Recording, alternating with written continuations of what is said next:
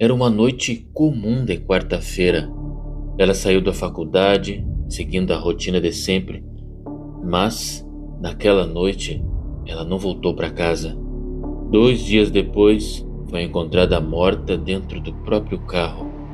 Mas o que torna esse caso diferente é que nada disso parece ter sido um encontro ao acaso, porque em algum momento daquela noite alguém se aproximou dela sem levantar suspeita, alguém que ela não tinha motivos para temer, e até o momento a investigação conseguiu apontar quem fez isso, mas o motivo por trás desse crime brutal continua sem resposta. Zarhara Hussein Tormos tinha 25 anos. Estudava biomedicina em Foz do Iguaçu, era gerente de uma loja de roupas e levava uma rotina entre estudos, trabalho e redes sociais, onde estava começando a crescer como influenciadora digital. Quem convivia com ela descrevia uma jovem responsável, comunicativa, alguém que cativava as pessoas com facilidade. Ela também tinha uma parceria comercial com uma esteticista, uma mulher chamada Pamela da Silva de Campos, dona de uma clínica especializada em extensão de cílios no centro de Foz do Iguaçu. Uma relação aparentemente comum, mas que mais tarde se tornaria central na investigação. A parceria funcionava como uma permuta. Zarhara fazia os procedimentos estéticos e, em troca, divulgava a clínica nas redes sociais. Uma relação simples, baseada em confiança, sem sinal aparente de perigo. Mas havia um detalhe importante. Meses antes de desaparecer, em novembro de 2024, Zarhara solicitou uma medida protetiva contra o ex-namorado, relatou ameaças e buscou proteção formal. Ela sabia que existia um risco, só estava olhando na direção errada. Na noite de 26 de fevereiro de 2025, por volta das 21 horas e 46 minutos, Zarhara foi vista pela última vez saindo da faculdade e indo ao estacionamento. Ela não voltou para casa. No dia seguinte, não apareceu nas aulas, não publicou nada nas redes sociais, não respondeu mensagens. Para quem conhecia a sua rotina, isso já era um sinal claro, algo estava errado. A família registrou o desaparecimento, as buscas começaram. Nesse momento, ainda existia espaço para dúvida, até que, no dia 28 de fevereiro, quase 40 horas depois, o carro foi encontrado. Estava em uma área de mata pouco iluminada, numa rua de terra próximo à rodovia das Cataratas. Zarhara estava no banco traseiro do próprio carro, com as mãos e pernas amarradas. 5 disparos, todos a queima-roupa. Em menos de 2 dias, um desaparecimento se transformou em um homicídio com sinais claros de execução. O que estava dentro daquele carro não parecia aleatório, era outra coisa. Quando o caso deixou de ser tratado como desaparecimento e passou a ser investigado como homicídio, a primeira linha seguiu um caminho previsível. Havia um ex-namorado, uma medida protetiva, um histórico de ameaças registrado pela própria vítima. Era o tipo de cenário que, em muitos casos, leva direto ao responsável.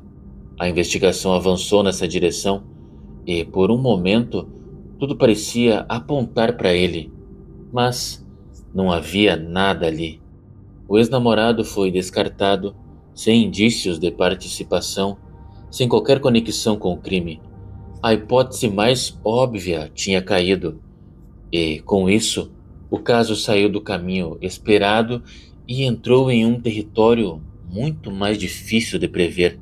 Foi nesse ponto que a investigação saiu do caminho óbvio e começou a olhar para alguém que, até então, não estava no radar.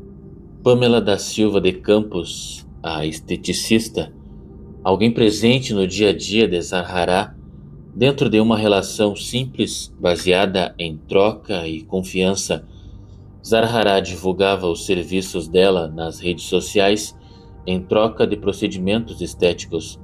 O tipo de pessoa com quem você não hesita, com quem você entra num carro sem pensar duas vezes.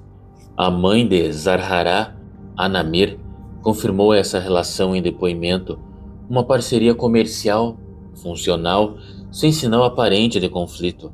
Mas havia uma tensão que quase ninguém via. Em janeiro de 2024, Pamela enviou uma mensagem para Zarhará e não teve resposta. Meses depois, quando a resposta finalmente veio, Zarhará disse que havia ficado chateada. A parceria tinha sido rompida e o motivo nunca foi esclarecido. A primeira pista concreta veio das câmeras de segurança. O carro de Pamela foi identificado chegando em casa depois das 23 horas do dia 26, poucos minutos após o horário estimado da execução. Sozinha, essa informação não resolve o caso, mas ela se encaixa, porque se alguém estava saindo da região naquele horário, essa pessoa sabia exatamente onde estava. Isso descarta uma possibilidade. Não foi aleatório. E havia mais. Pamela usava uma tornozeleira eletrônica por um processo relacionado ao tráfico de drogas. O monitoramento colocava ela na mesma região onde o corpo foi encontrado, no mesmo período. Além disso, a quebra desse sigilo telefônico identificou que Pamela ameaçava Zarhará, usando um chip paraguaio para evitar identificação. Ela também tinha informações detalhadas sobre a rotina da vítima, onde morava, onde trabalhava, onde treinava e qual carro dirigia. A partir daqui, o caso deixa de ser uma hipótese aberta. Não era um desconhecido, não era uma abordagem ao acaso. Era alguém que Zarhará conhecia e, ao que tudo indica, usou esse vínculo para se aproximar sem levantar suspeita. A confiança não foi em detalhe, foi o mecanismo do crime. O que a investigação sustenta, com base no que foi possível confirmar, aponta para uma sequência organizada. Não foi improviso, foi execução. Na noite de 26 de fevereiro, às 21 horas e 46 minutos, Zarhará saiu da faculdade e foi ao estacionamento. Esse é o último momento confirmado dela em uma situação normal. Segundo a investigação, foi ali que Pamela se aproximou, simulando um problema no próprio carro e pedindo ajuda. Zarhará aceitou. Era alguém conhecida, sem motivo aparente para a suspeita. Enquanto isso, o namorado de Pamela, Bruno Vieira, foi até o local para retirar o carro dela. Câmeras de segurança registraram esse trajeto em diferentes pontos da cidade. A partir daí, o controle da situação muda completamente. O carro seguiu até uma área próxima ao bairro onde as duas moravam. Ficou parado por um período. Foi nesse momento que, segundo a investigação, Pamela sacou uma arma. Zarhará foi obrigada a passar para o banco traseiro. Sob ameaça, amarrou as próprias pernas. Depois teve os braços amarrados. A perícia identificou digitais de Pamela apenas na fita das mãos, não na das pernas. O resultado é claro, ela foi imobilizada, sem possibilidade de reação. Pamela seguiu pela rodovia das Cataratas, entrou em uma rua de terra, pouco iluminada, em uma área de mata. O carro parou, com a porta traseira direita aberta. Zarhará levou 2 disparos. Depois, a agressora contornou o veículo, abriu a porta do outro lado e efetuou mais 3 disparos. 5 disparos, todos a queima-roupa. A perícia classificou o caso como execução. Não houve confronto, não houve tentativa de fuga. A arma utilizada, segundo a investigação, seria um revólver calibre 38. Ela nunca foi encontrada. Depois, após o crime, Pamela deixou o local a pé. Bruno a aguardava a cerca de 100 metros. O celular e o notebook de Zarhará foram levados. Bruno ficou responsável por vender o equipamento. uma tentativa direta de eliminar vestígios. Quando a polícia acessou as mensagens no celular de Pamela, encontrou algo que vai além da prova técnica: fotos da arma, da tornozeleira eletrônica enrolada em papel alumínio, uma tentativa de bloquear o monitoramento, da CNH de Zarhará destruída. A suspeita registrou a própria tornozeleira adulterada, documentou a destruição de um documento da vítima. Logo após o crime, Pamela enviou mensagens para a irmã. A mensagem dizia: 7 palmos abaixo da terra, esse diabo vai apodrecer com os bichos. E no celular, registros apontavam Bruno encarregado de vender o notebook de Zarhará, com mensagens sobre como se desfazer do equipamento sem levantar suspeita. Isso não indica alguém que agiu por impulso e entrou em colapso depois. Indica alguém que descreveu o crime com frieza. No intervalo da audiência de custódia, o casal foi gravado conversando sobre a possibilidade de formarem uma união estável para garantir as visitas de Bruno na cadeia. Na audiência de instrução, o comportamento de Pamela também chamou a atenção. Segundo relatos, ela teria rido durante depoimentos de testemunhas e reagido com um aparente desprezo. Diante desse conjunto, o Ministério Público levantou a possibilidade de que o casal não tenha agido sozinho, sugerindo a participação de uma terceira pessoa.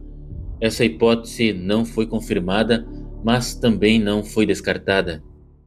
A investigação conseguiu reconstruir o que aconteceu, conseguiu explicar como aconteceu, mas parou em um ponto essencial: o porquê. O delegado e o Ministério Público levantaram hipóteses: ciúme, inveja, ressentimento, mas nenhuma foi confirmada, nenhuma foi estabelecida como a motivação real.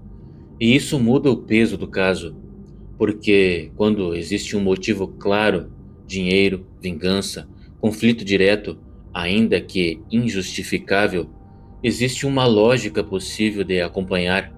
Aqui não. O que existe é uma sequência de ações planejadas, executadas com controle, sem uma razão que sustente com a mesma clareza. Havia uma relação, havia um rompimento, havia tensão, mas o ponto de ruptura nunca foi explicado, e isso mantém o caso em um estado incompleto. Os fatos estão estabelecidos, mas a motivação permanece ausente. Pamela da Silva de Campos e Bruno Vieira foram presos preventivamente em março de 2025. O caso avançou para a fase de instrução na primeira vara criminal de Foz do Iguaçu, sob condução da juíza Danusa Zorzi Andrade. As investigações ficaram a cargo do delegado Marcelo Pereira Dias. Ao final dessa etapa, cabe à Justiça decidir se os réus serão levados a julgamento pelo Tribunal do Júri, onde um grupo de cidadãos define a culpa ou não dos acusados. Até então, ambos seguiam presos. A arma utilizada no crime nunca foi encontrada. Zarhará Hussein Tormos tinha 25 anos, e o que encerra esse caso não é uma resposta, é uma ausência. A investigação conseguiu apontar responsáveis, conseguiu reconstruir a execução, mas não conseguiu explicar o que deu origem a tudo isso. E isso muda a forma como esse crime é entendido, porque o perigo não veio de um erro evidente, não veio de uma decisão impulsiva, veio de algo mais difícil de identificar, uma relação que, na superfície, não parecia representar ameaça. E foi exatamente isso que abriu espaço para o crime acontecer.